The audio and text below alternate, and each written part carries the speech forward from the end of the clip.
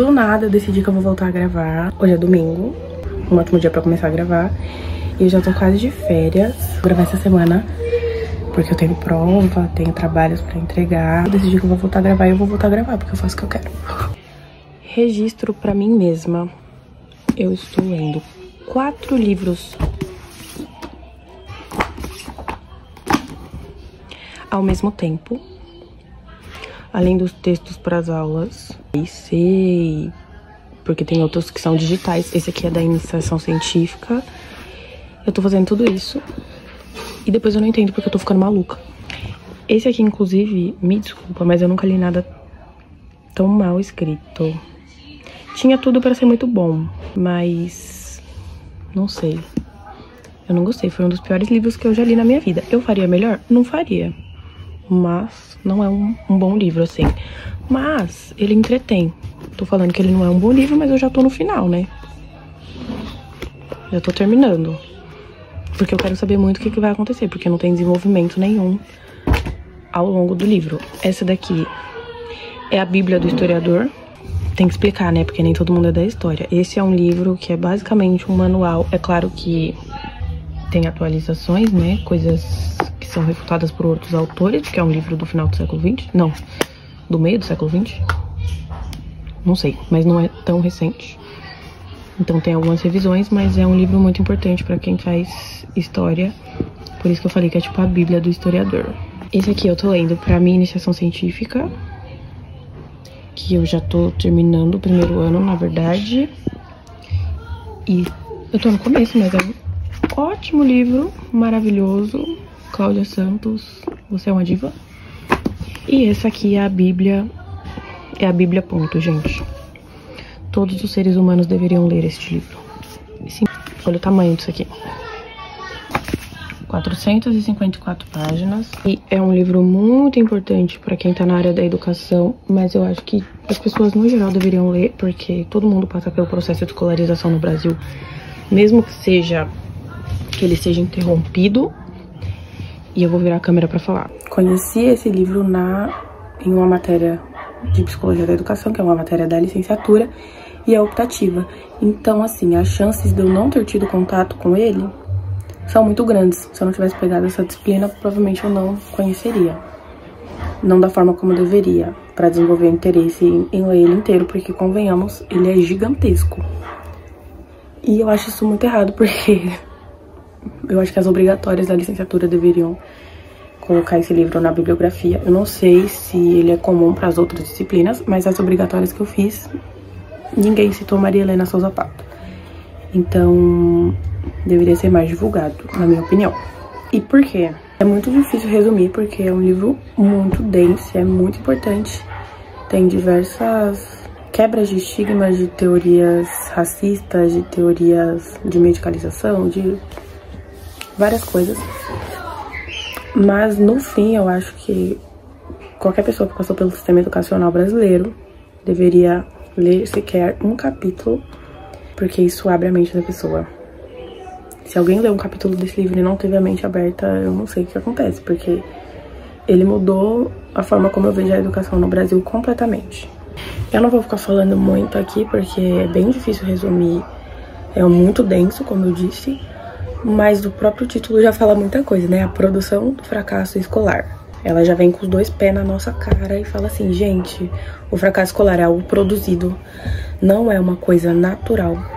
Até porque a própria escolarização não é uma coisa natural, né? Mas o fracasso desse sistema é produzido. E ela vai tentar descobrir por quem que ele é produzido. Descobrir não, evidenciar, né? Por quem que ele é produzido e de que forma desde que a escola existe no Brasil, ela simplesmente não funciona como deveria funcionar. E nesse processo ela quebra diversas teorias, diversos preconceitos mesmo que a gente tem. Dando alguns exemplos, muitas vezes a gente professor, a gente sociedade, como forma de entender por que uma criança não aprende, que essa já é uma falsa pergunta, como eu aprendi no curso de psicologia. Essa já é uma falsa pergunta. A gente vai buscar no indivíduo, por conta da nossa sociedade ser estruturada com base no neoliberalismo e um monte de coisas muito complexas. vai buscar no indivíduo a culpa dele não aprender, porque é muito mais fácil. Muitas teorias são criadas, então a criança não aprende porque ela tem algum problema interno, o organismo mesmo, uma questão assim de doença, deficiência, ela não aprende por isso. Aí, não é por isso. Então ela não aprende porque a estrutura familiar dela... Opa, a câmera tá torta. Porque a estrutura familiar dela não é propícia pra isso. Por isso que ela não aprende, não é a família tradicional brasileira. Papai, mamãe, filhinhos. Então ela não aprende por isso. Se não for, então ela não tem acesso à cultura. A cultura correta, né? Que é a cultura da classe dominante. Ela não tem acesso a essa cultura. Basicamente, então ela não aprende porque ela é pobre. E todas essas teorias desconsideram outras formas de se produzir o saber, especialmente de lugares periféricos, no caso do Brasil. Por exemplo, uma criança saber fazer e empinar uma pipa. Que se dane, ela não sabe ler com tal idade, porque ela provavelmente não foi ensinada direito, ela não sabe ler, então ela é uma criança burra. Aí eu vou falar pra essa criança que ela é uma criança burra. E ela vai internalizar que ela é uma criança burra. Então, um termo que a professora usava muito é da profecia autorrealizadora. E dentro desses problemas internos, né, do organismo mesmo da criança, são criadas doenças, inclusive, para justificar esse não aprender, essa dificuldade de desenvolvimento na sala de aula. TDAH, por exemplo, não estou dizendo que não existe, né, mas deve ser utilizado com muita cautela. E muitas vezes essas doenças são utilizadas como justificativa mesmo. Assim, o professor, ou não sei, o corpo docente, de forma geral, já olha para a criança com uma certa dificuldade de se encaixar naquele sistema que já é muito falho. E a criança já não se encaixa, então você vai buscar justificar por que ela não se encaixa. E você não vai buscar justificar no sistema, entendendo o sistema. Você vai buscar justificar entendendo a criança. Um termo que a professora usava muito é o da profecia autorrealizadora. É um caminho inverso, né? Você vai falar pra criança que ela é burra e por isso que ela não aprende. Daí ela vai internalizar isso, né, de pessoas de todos os lados falando e mostrando pra ela que ela não consegue aprender. Ela vai internalizar que ela é burra e ela não vai aprender, porque ela não vai ter nem estímulo pra fazer isso. Ela não vai ter espaço nem pra tentar fazer isso, porque já colocaram um estigma nela. E ela cola naquele estigma e tchau. E é claro que todas as outras formas de conhecimento são ignoradas, não são consideradas formas de conhecimento, porque, né, tem lugares que não tem cultura. Se você não aprende aquilo naquele tempo, daquela forma, você tá errado, você não se encaixa, então a educação não é pra você. É isso que eles fazem a gente acreditar, né? Meio desesperador. Muito desesperador, é pra ficar bem bravo mesmo. No curso de psicologia a gente vê, né, que o nascimento da psicologia e a educação buscando um respaldo na psicologia pra explicar essas coisas cria muitos problemas, cria muitos estigmas e acabam culpabilizando o indivíduo, não necessariamente o aluno, mas às vezes até mesmo o professor. O argumento de que o professor é incompetente, que ele não é bem informado, então... Ou da família, como eu falei, né, de buscar entender porque a criança não aprende olhando para a família, pro núcleo familiar de forma geral, ou para a condição socioeconômica mesmo. Então, tudo isso para justificar uma coisa que é muito mais complexa, que tem muitos fatores que influenciam, inclusive o próprio sistema educacional, que tenta encaixar todas as crianças que têm diferentes formas de aprender em uma única forma de aprender. E isso tá nitidamente pra gente perceber que não funciona. Há séculos não funciona, há 2 séculos não funciona. E é muito louco ter tido aulas baseadas nesse livro e nessa forma de compreender o mundo, de compreender a educação no Brasil, porque você volta, assim, não é uma coisa pela qual eu passei, mas eu já vi muitos colegas passando.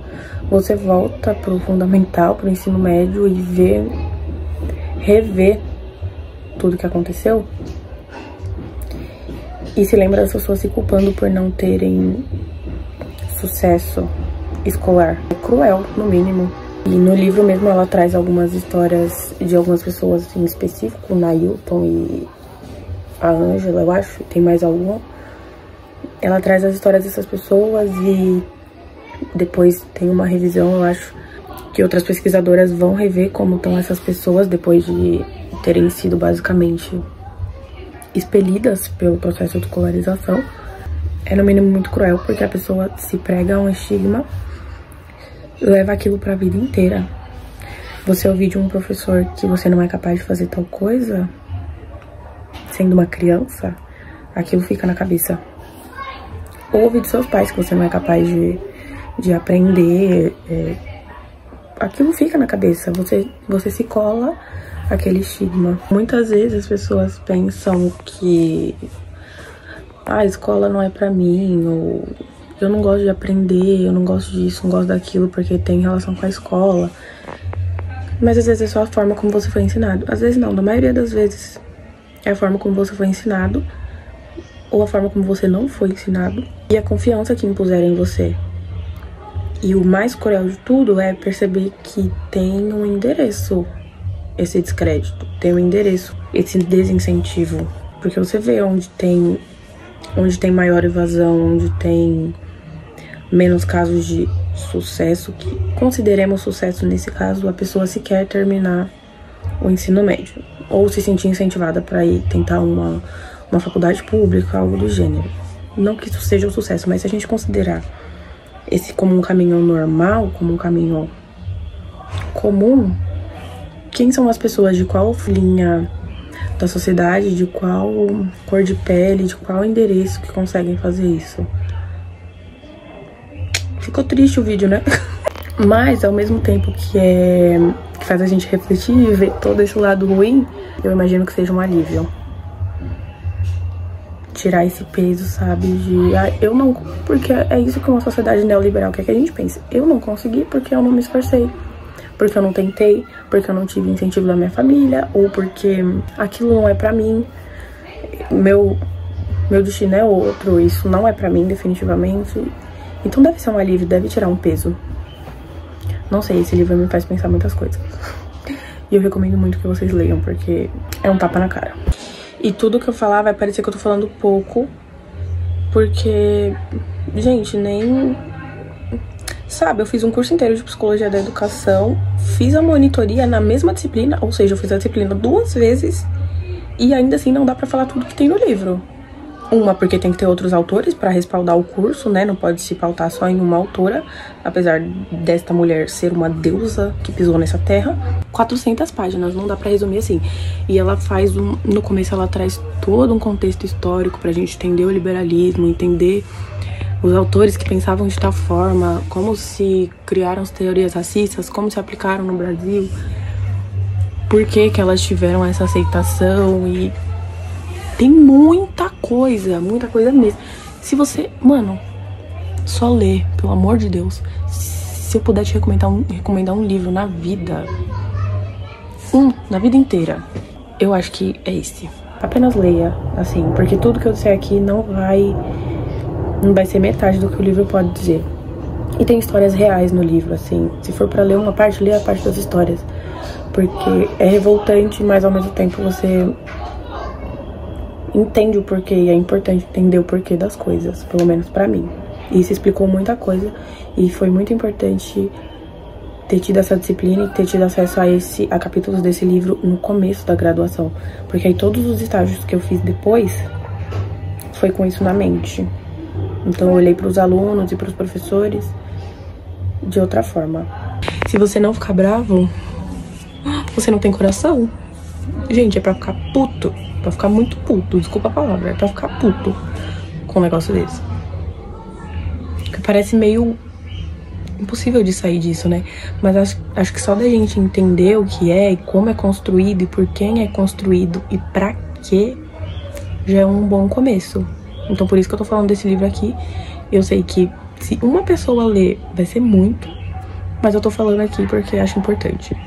E só pra finalizar, eu tô falando aqui teorias do século XIX, que não sei o que século XX, mas peraí, tudo isso tá englobado ainda hoje no sistema educacional, por isso que não funciona até hoje.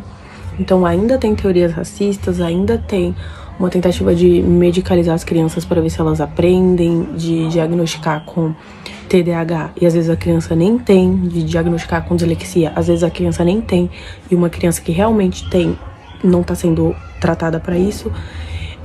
Teorias, a gente chama de carência cultural, né, dessa ideia de que por a criança não ter acesso à cultura, que é a cultura certa da classe dominante, ela não tem cultura, ela é carente culturalmente. Elas ainda têm alguma utilização, elas ainda estão impregnadas nas mentes das pessoas que constituem o sistema educacional brasileiro. Então, não é pra gente se enganar achando que são teorias do século XIX, do século XX, que já foi, e que tá tudo renovado. Não. Quem passa pelo sistema educacional brasileiro sabe. Eu falei sistema educacional brasileiro 1000 vezes. Mas quem passa pela educação básica, pela educação... até a educação superior, tá? Algumas pessoas são mais afetadas do que outras, mas mesmo quem não tá sendo afetado pode enxergar isso. Sendo professor ou sendo aluno. É evidente, assim. Então, que a gente não se engane. Elas estão todas misturadas aí ainda, prevalecendo.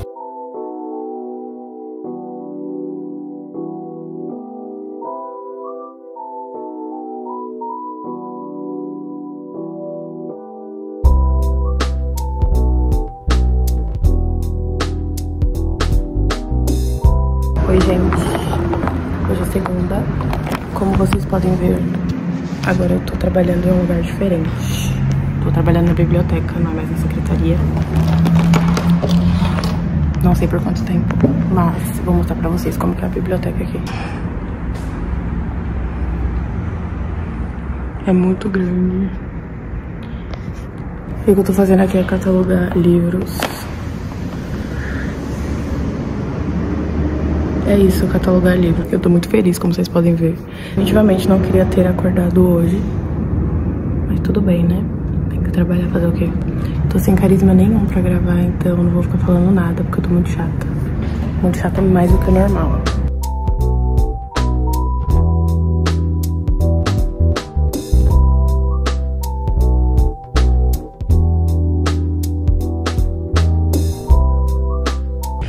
Só pra ajudar, mas ainda no meu humor, hoje eu tenho prova. Prova de Libras. E simplesmente eu não sei nada, eu acho que o zero vai vir bem redondo. Tô em estado deplorável, ó, 2 espinhas na minha cara. Eu acho que eu estou de TPM, por isso que eu tô chata assim. Mais do que o normal. E também porque é segunda de manhã, apesar que eu gosto de segundas. Mas a de hoje eu não tô gostando, eu não tô achando legal. Eu me queimei logo de manhã, não dá pra ver. Me queimei na sanduicheira, pra começar bem. A parte boa é que hoje tem rematrícula. Eu gosto de fazer matrícula porque eu escolho disciplinas novas e parece que o ano tá começando de novo. Aí é bom. Mas só isso, de resto o dia tá uma merda. E ainda são 8 horas da manhã. Hoje eu tô totalmente uma criança que a mãe acorda pra ir pra escola e a criança faz um escândalo porque não quer ir. Solta um escândalo interno. Tem que pôr luva pra mexer nesses livros, porque eu tenho dermatite.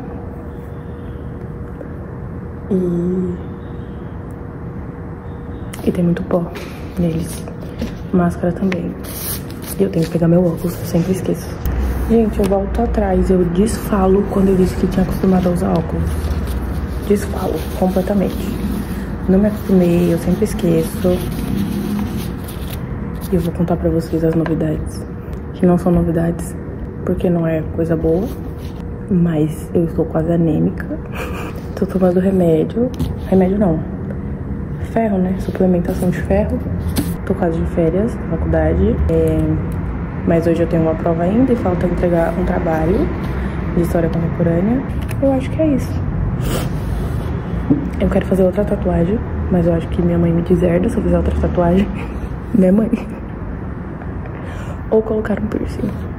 Não sei, eu preciso de alguma emoção. Mas isso aí é só a vontade mesmo. Não sei se farei. Até porque, né, custa dinheiro. E gastar dinheiro pra sentir dor, eu não sou nenhuma burra pra fazer isso sem pensar. Essas são as novidades. E também eu quero pintar meu cabelo. Porque, né, mulher tem surto, mulher pinta o cabelo. E eu estou em um surto. Ou eu só tô de TPM mesmo e aí todas essas coisas aparecem de uma vez, aleatoriamente. O que é muito provável. Então vou aquietar meu facho, ficar quieta. É melhor dormindo mesmo, né? Que aí a oficina do diabo trabalha mais lentamente. Só nos sonhos. Melhor. Bom, toda a alegria do meu dia, que era fazer matrícula, esvaiu-se. Esvaiou-se. Não sei. É só em julho. Ah não, é dia 24 de junho. Bom, mas não é hoje de qualquer forma. Me enganei, então... depressão.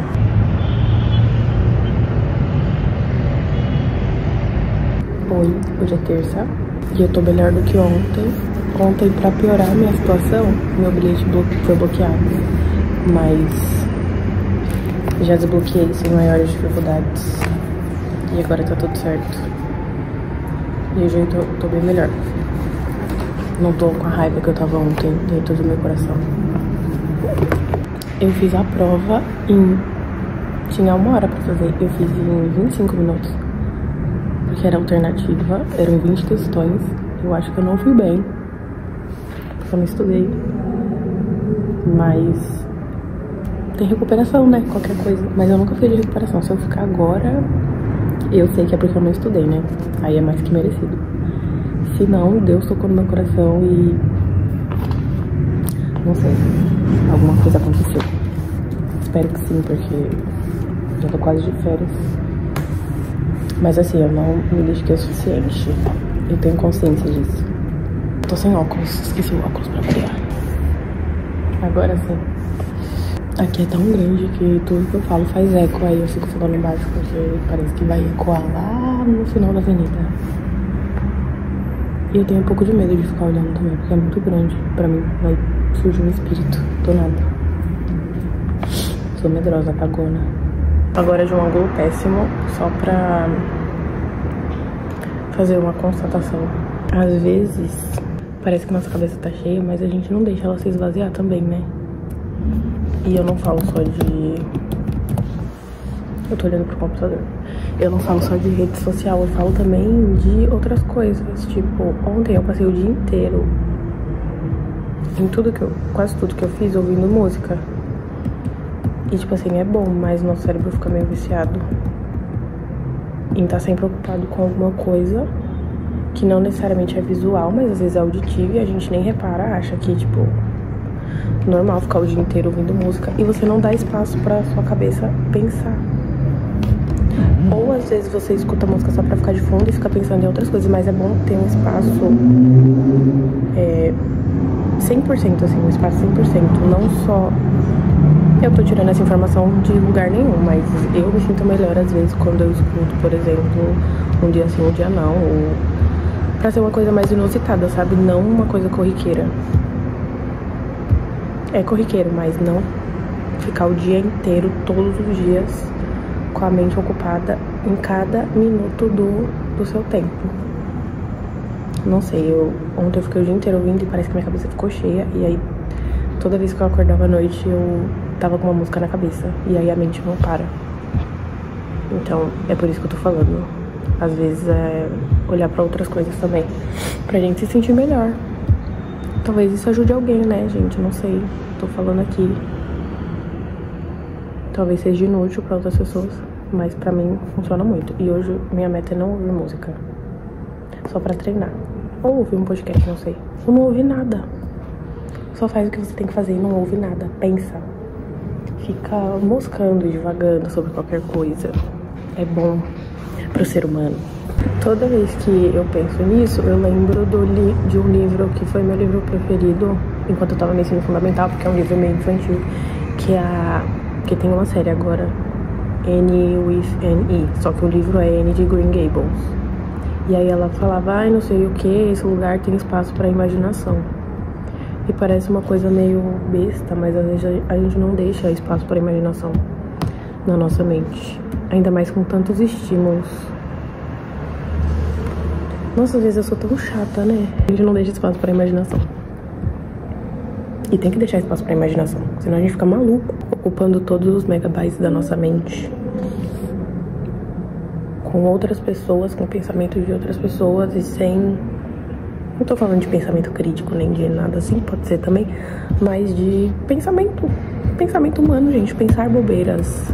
Dá um tempo pra sua cabeça pensar bobeiras. Meninas!